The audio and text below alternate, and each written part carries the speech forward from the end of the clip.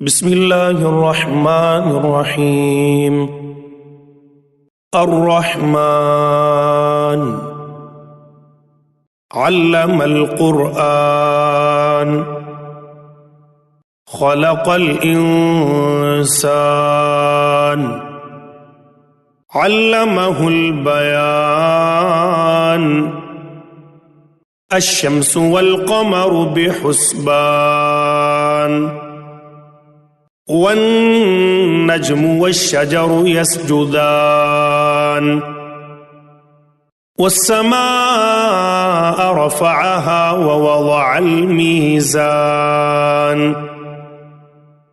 ألا تطغوا في الميزان وأقيموا الوزن بالقسط ولا تخسروا الميزان والأرض وضعها للأنام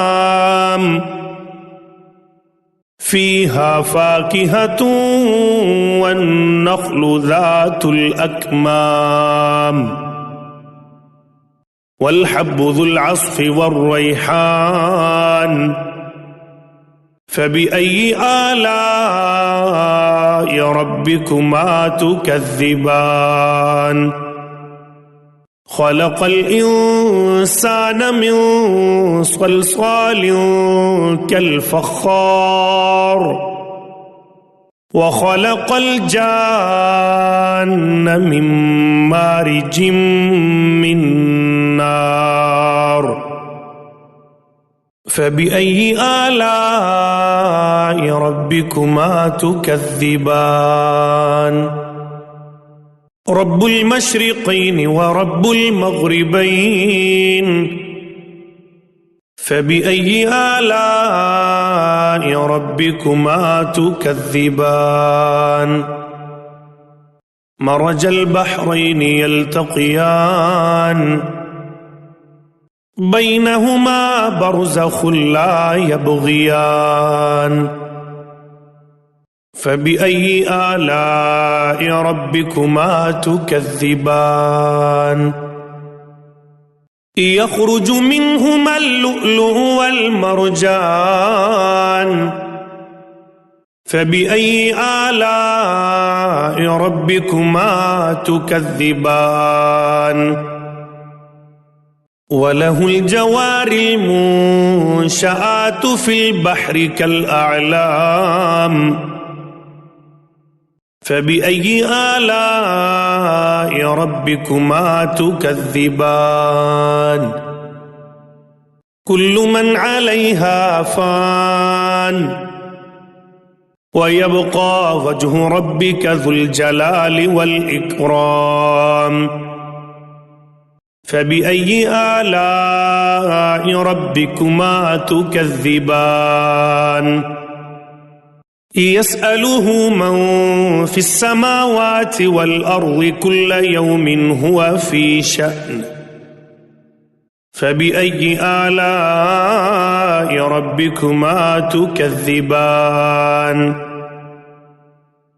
سنفرغ لكم أيها الثقلان فبأي آلاء ربكما تكذبان يا معشر الجن والإنس إن استطعتم أن تنفذوا من أقطار السماوات والأرض فانفذوا لا تنفذون إلا بسلطان فبأي آلاء ربكما تكذبان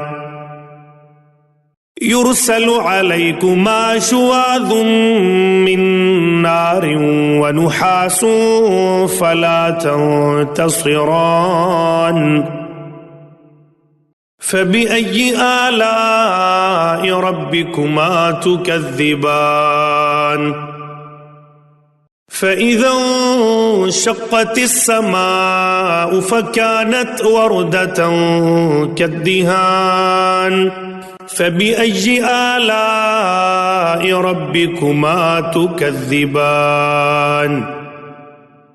فيومئذ لا يسأل عن ذنبه إنس ولا جان.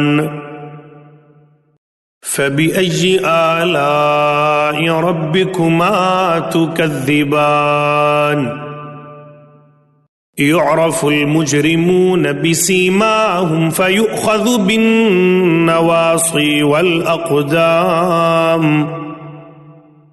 فبأي آلاء ربكما تكذبان؟ هذه جهنم التي يكذب بها المجرمون، يطوفون بينها وبين حميم آن. فبأي آلاء ربكما تكذبان؟ ولمن خاف مقام ربه جنتان. فبأي آلاء ربكما تكذبان؟ ذواتا أفنان. فبأي آلاء ربكما تكذبان؟ فيهما عينان تجريان. فبأي آلاء ربكما تكذبان؟ فيهما من كل فاكهة زوجان. فبأي آلاء ربكما تكذبان؟ متكئين على فرش بطائنها من استبرق وجنى الجنتين دان. فبأي آلاء ربكما تكذبان؟ فيهن قاصرات الطرف لم يطمثهن إنس قبلهم ولا جان. فبأي آلاء ربكما تكذبان؟ كأنهن الياقوت والمرجان. فبأي آلاء ربكما تكذبان؟ هل جزاء الإحسان إلا الإحسان؟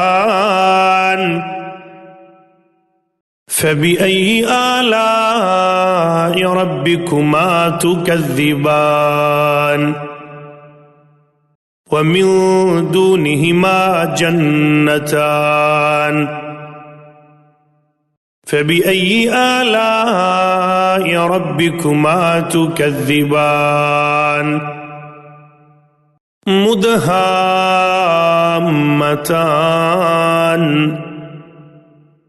فبأي آلاء ربكما تكذبان؟ فيهما عينان نضاختان. فبأي آلاء ربكما تكذبان؟ فيهما فاكهة ونخل ورمان. فبأي آلاء ربكما تكذبان؟ فيهن خيرات حسان. فبأي آلاء ربكما تكذبان؟ حور مقصورات في الخيام. فبأي آلاء ربكما تكذبان؟ لم يطمثهن إنس قبلهم ولا جان فبأي آلاء ربكما تكذبان متكئين على رفرف خضر وعبقري حسان فبأي آلاء ربكما تكذبان تبارك اسم ربك ذي الجلال والإكرام